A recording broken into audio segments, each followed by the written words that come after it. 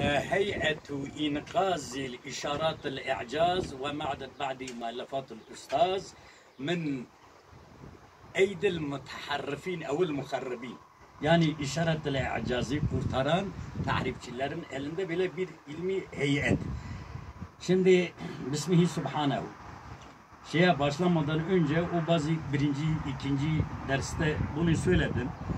Bismihi Subhanehu ve in min şeyin la yusebbu bihamdi. Sayın okuyucular, dikkatinizi işaret-i icazın birinci dersine itirazlardır. Çekiyorum. Sayın Profesör Ahmet Akgündüz kitabı ders vererek YouTube'a yüklemiş.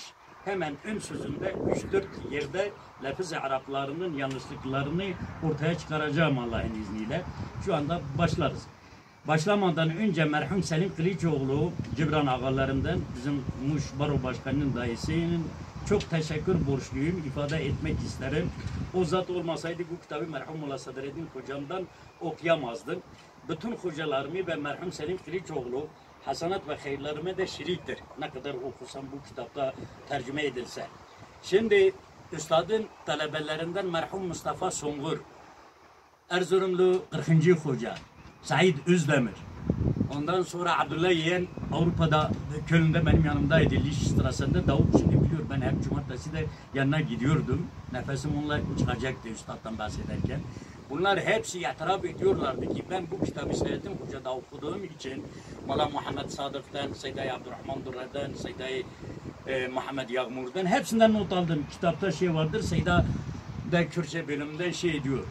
Şimdi bunlar istiyorlardı ki benden bu kitabı ders okusunlar. Onlar mütevazi ediler. Bazen Sayın Profesör 40. Hoca'dan bahsediyor. Keşke diyor ben Allame Molla Sadreddin'in dersine katılsaydım. İşte seneler bekledik İstanbul'da. Said'in Hoca'nın oğlu da bizim içimizdendir.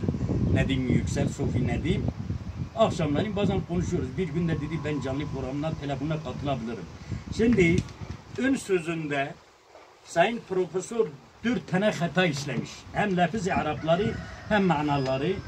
Bakınız hemen bile çabuk geçiyorum. Ben bunu birinci, ikinci kasette şimdi şu anda Seyyid Merezaydin yanında Kürtçe bölümünde bizim heyette şairdir. Büyük bir şair Kürt edebiyatı biliyor.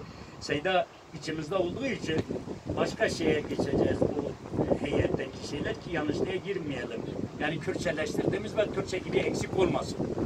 Şimdi Üstad Bediüzzaman ifade-i meranda diyor Abdülullah kanal Kur'an cami'an li eştatul ulumi ve hutbeten li ametil tabakati fi kulli l'asar la yetahassalu lehu tefsirun la yekunu fehmil ferdellezi kalama yakhlusu